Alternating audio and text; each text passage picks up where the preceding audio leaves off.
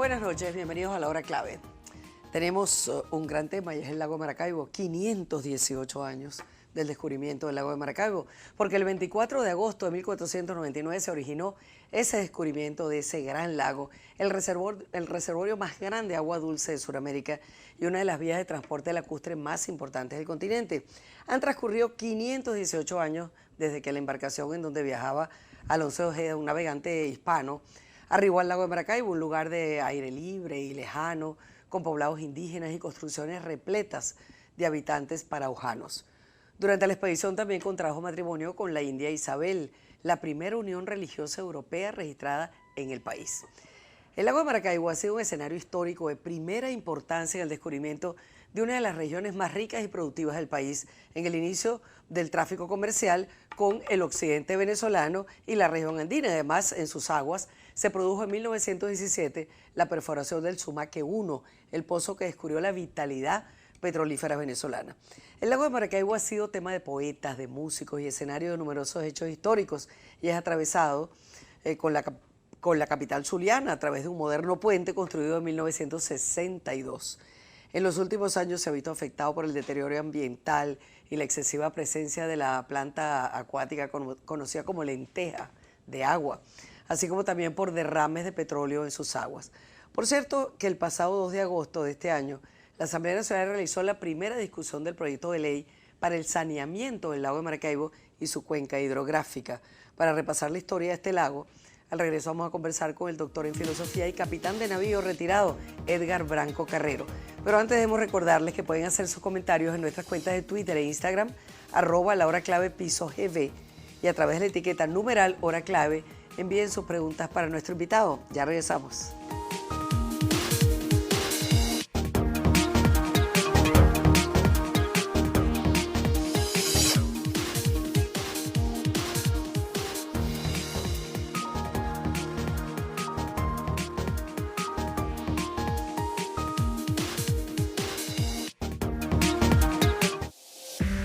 Usted está viendo La Hora Clave. Hora Clave.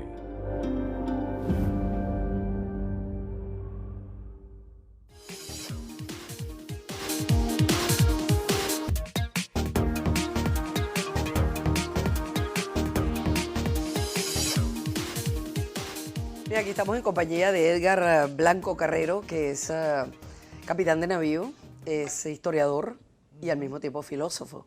¿Cómo hacer rápidamente un capitán de navío para llegar a ser filósofo? Cuando empieza a darse uno a hacerse preguntas acerca de por qué ocurren las cosas, termina uno estudiando filosofía. Bueno, aquí no vamos a hacer mucha filosofía, pero sí es muy interesante repasar la historia del lago de Maracaibo, donde se libró una de las batallas más importantes, la famosa batalla naval del lago en 1823. Este es un lago que es el primero en América Latina, es uno de los más grandes del mundo y es además el segundo más antiguo en la humanidad y es el único que tiene, sus aguas son salobres porque tiene conexión con el mar, es un fenómeno geológico único en el mundo. La significación del lago de Maracaibo en este momento histórica, ¿cómo podemos comenzar a describirla? Bueno, cuando uno trata de hacer algo histórico, hacer algo histórico es mantenerlo presente todo el tiempo, ¿no? Mantenerlo presente en función de la introducción que dio y de la importancia geográfica que tiene lo que yo llamo en este momento la cuenca hidrográfica del lago Maracaibo, para incluir todo lo que son los afluentes que son navegables y permiten conectarse con lo que es el hinterland de la parte occidental de Venezuela, incluso con parte de Colombia. El río como elemento unificador permite la conexión de espacios en función de una actividad productiva dada. Fue descubierto hace ya unos siglos y una vez descubierto y con los asentamientos que empezaron a producirse, fue generando una dinámica que fue independiente del resto de lo que sería a posteriori la Capitanía General de Venezuela. Fíjense que aquí nos escribe un tuitero: Sembrando Futuro, cuando el gran Zapara era señor de todas estas tierras, en el espacio que hoy cubren las aguas se levantaba una inmensa selva. Bueno, un poco lo que estamos conversando, ¿no? sobre todo hacia lo que sería el punto de encontrados, el desembocadura del Catatumbo, es una zona muy, muy densa desde el punto de vista geográfico, ¿no? Pero, o sea, fíjese que yo le estaba diciendo que la significación fue porque permitió conectar desde el punto de vista de la actividad económica que se estaba gestando en ese espacio a las poblaciones que empezaron a desarrollarse en esas comarcas. Maracaibo, incluso hubo una época que llegó a ser incluso Capitanía General, tuvo una actividad económica independiente que la conectaba directamente con los centros hispánicos en un momento dado. O sea que en términos identitarios, que sería la primera respuesta a la pregunta que nos hizo, fue generando identidad en función de una dinámica que se fue gestando desde el mismo momento en que se empezó a colonizar. Dicen que no sabemos muy bien lo que significa, es decir, la traducción, si tiene traducción Maracaibo, que es un nombre indígena, pero sí sabemos que al lago de Maracaibo se le llamaba antes Coquibacoa, y aparentemente significaba sitio en donde llueve, o sitio que llueve. Es decir, sitio donde hay lluvia. Debe haber habido muchas precipitaciones en esa época. Sobre todo en lo que es la Sierra de Perijá y la región selvática, esa que nosotros hemos estado diciendo. Rubén Martínez, sin contar que turísticamente también sería una fuente de divisas de alta significación, nos duele el lago. De hecho, Maracaibo, la ciudad de Maracaibo, uno de los nombres que tuvo originales fue Nuevo Hamburgo, porque los primeros que llegaron y crearon el primer asentamiento fueron los bélsares. Los bélsares, los barqueros alemanes. Bueno, y volvamos al tema de la Batalla del Lago, que ha sido uno de los fenómenos, de los eventos más importantes. Desde el punto de vista histórico, fíjese que yo les empecé hablando de que se empezó a generar una actividad productiva independiente, incluso del resto de las comarcas que formaron lo que sería la Capitanía General de Venezuela. Cuando se produce el movimiento independentista a nivel nacional, Maracaibo fue una de las zonas que logró mantenerse apartada de la guerra y de los procesos políticos que se estaban generando en ese momento. Eso hizo que una vez que fuesen derrotados las fuerzas realistas en Carabobo, pudiesen ir replegándose hacia occidente porque eran las zonas que ellos consideraban que se mantenían todavía dentro de la estructura identitaria realista.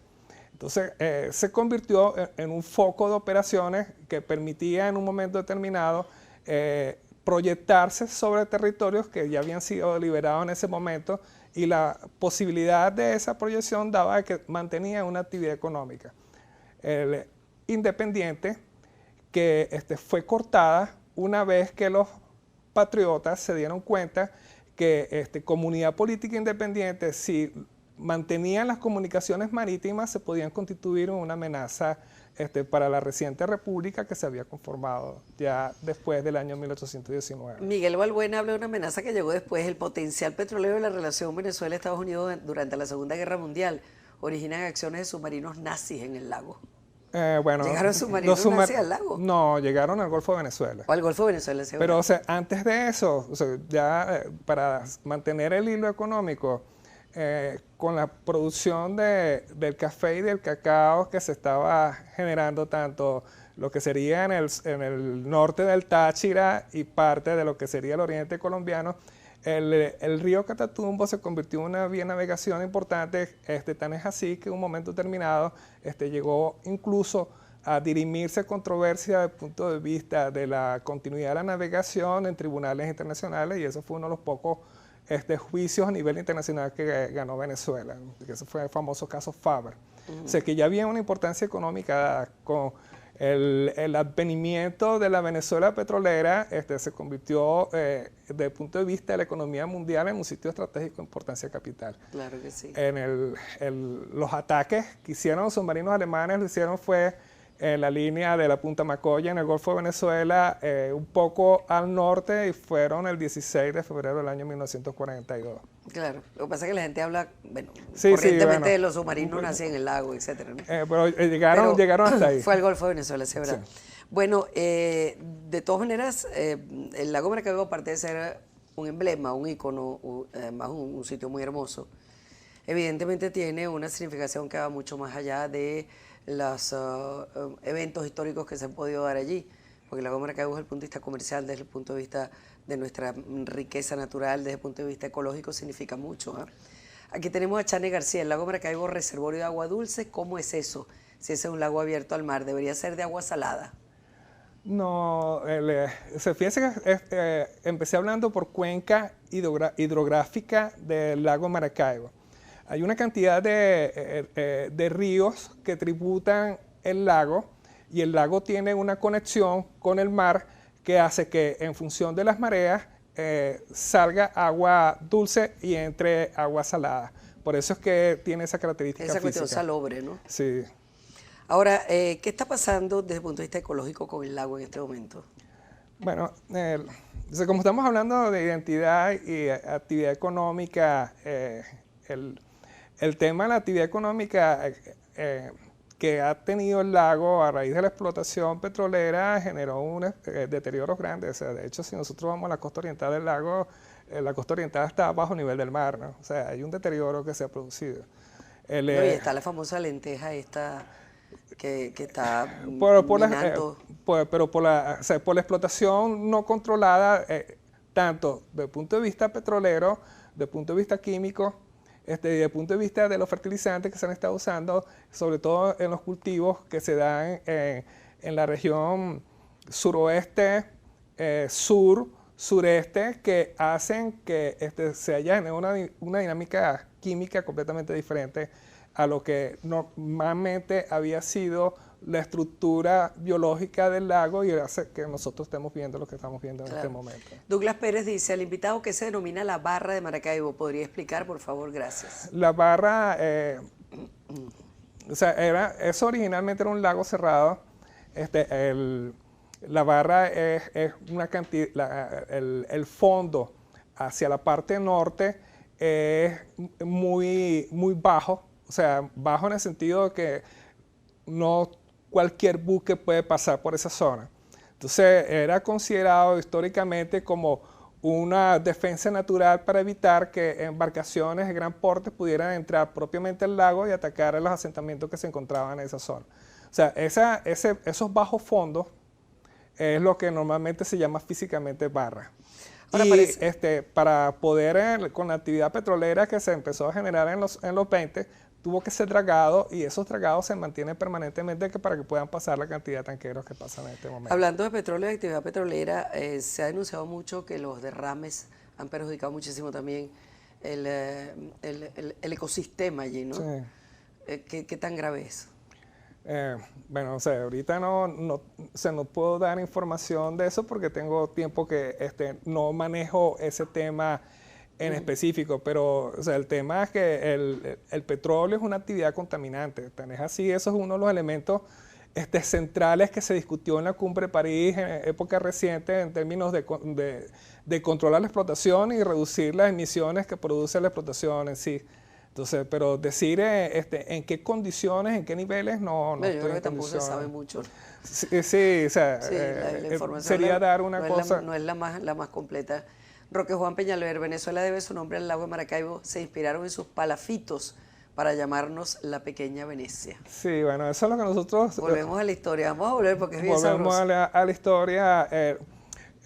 O sea, yo siempre me pregunté por qué decían pequeña Venecia, porque Venezuela a pequeña Venecia, desde el punto de vista de estructura gramatical, no se corresponde. Pero en estudios recientes se ha descubierto que habían unos asentamientos que tenían un nombre que era muy parecido a lo que nosotros entendemos como Venezuela, como Venezueli. Eran los que se llamaban esos asentamientos y de ahí es donde viene propiamente el nombre. De Venezuela. De Venezuela propiamente. O sea, claro, a nivel general se quedó el nombre de Pequeña Venecia. De hecho, uno ve en Venezuela... puede buscar en servidores alemanes y busca la palabra Kleine Venedig y ubican automáticamente a Venezuela en la región de los Bélsares. Entonces quedó esa cultura, pero gramaticalmente no cuadraba esa estructura con lo que significa en sí y más prefiero aceptar lo de los venezuelis como un asentamiento indígena que había en Sinamaica, que fue donde llegaron ellos. ¿Quedan muchos asentamientos de ese tipo en este momento, cercanos al lago? hacia el norte, sí, o sea, hacia el norte de la barra, hacia occidente, que hay asentamientos, no tanto como pudo haber visto Alonso Ojeda, pero sí quedan todavía. Recuerdo en este momento, no sé por qué me viene a la memoria, el famoso accidente aquel en los años 60. El tanquero. De aquel tanquero que impactó contra una de las bases Del puente. del puente y fue realmente una Es un desastre, conmoción sí. nacional, ¿no? ¿Qué recuerda de aquello? Recuerdo que se cayó una de las bases del puente, se cayó parte de la pista y muchos carros se cayeron en el agua y hubo unos cuantos Cayeron muertos. en el lago. Bueno, Fran Cuevas, a las piraguas del río Escalante se le debe la Fundación de Desarrollo del Transporte del Sur del Lago, los Andes y norte de Santander. El río Catatumbo. ¿Es así? Es el río Catatumbo. Sí, a ese río. Es el río Catatumbo, sí. En este momento, ¿qué idea podríamos dejar, qué idea fuerza, pues, de lo que es el lago de Maracaibo después de 518 años de descubierto? Nos queda un minutico nada más. Bueno, empezamos a hablar de la batalla del lago Maracaibo. La batalla del lago Maracaibo se dio porque los patriotas se dieron cuenta que si no se abocaban a detener la capacidad de proyección marítima que tenía en España con una región que era independiente, no se iba a consolidar la independencia. Y esta independencia que tenía esa región se debía a su capacidad productiva. O sea, la importancia que para mí tiene el lago Maracaibo, la batalla del lago Maracaibo y la historia desde su fundación, es que si nosotros no aprovechamos ese puerto natural que es Maracaibo para generar actividad económica productiva, vamos a seguir en las condiciones y en los mismos problemas que hemos mantenido en los últimos 200 años. Muchísimas gracias por habernos acompañado aquí en La Hora Clave. Vamos a la pausa y regresamos.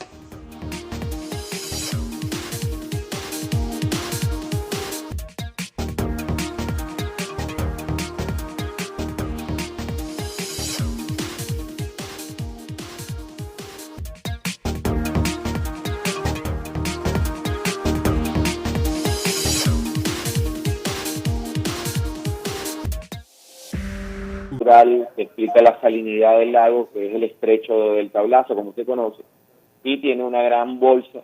Esta bolsa tiene aproximadamente más de 45.000 kilómetros cuadrados de extensión. Es una unidad geográfica, son los más de 40.000 kilómetros cuadrados de la hoya del lago, más los 24.000 kilómetros del Golfo de Venezuela. Históricamente, como el proceso de ocupación territorial de la actual República de Venezuela se dio desde el oriente colombiano, particularmente desde Tunja y Pamplona, desde el siglo XVI hasta la actualidad, el oriente colombiano siempre ha buscado tener una salida natural por el lago de Maracaibo, en una unidad. Eso explica algunos fenómenos históricos, políticos y económicos que hoy afectan a Venezuela, que es el tema del contrabando. Hay una vinculación, insisto, mucho antes de que llegara el europeo, a partir del siglo XVI, ya las comunidades Caribe, Guayú, Añú, Barí, Apreira, Yucca, venían realizando un intercambio sumamente importante, ¿no? En esa cuenca del lago, hay que recordar, hay tres grupos indígenas muy importantes. El más numeroso, el Guayú, hoy en día, ubicado en la parte más norte, más septentrional del lago de Maracaibo. En 1498, particularmente, Colón penetra y Alonso Ojeda penetran en el lago. En 1502 se elabora el primer mapa representativo de las costas de Venezuela y ahí aparece en el mapa de Juan de la Cosa cartografiado lo que es el lago de Maracaibo. Desde entonces el lago de Maracaibo ha generado una atención por su importancia geopolítica y geoeconómica. Es el mayor reservorio en la parte norte de Sudamérica de agua potable. Recordemos que a nivel mundial hay una escasez enorme de agua. Venezuela tiene unas reservas entre el Orinoco y el lago de Maracaibo cercano a los 100.000 kilómetros cuadrados de agua, y eso le otorga una situación privilegiada. Bueno, fíjense, hasta reservorios de agua. Hay que decir también que el lago de Maracaibo fue objeto de numerosas incursiones de piratas, tales como Enrique Gerard, William Jackson, David Ojan, David Naú, famoso Olonés, Miguel el Vascongado, Henry Morgan, muy famoso, y Michel de Grandmont. En sus aguas se libró la famosa batalla naval del lago Maracaibo en 1823, que acabamos de comentar, que resultó decisiva para la victoria de la Gran Colombia, la cual significaría el fin de la guerra de independencia venezolana. Ahí también se libraron combates durante el bloqueo naval a Venezuela de las grandes potencias extranjeras entre 1902 y 1903, durante el gobierno de Cipriano Castro. Como se ha dicho, el lago Maracaibo es la mejor bendición del Zulia. Esa es la clave.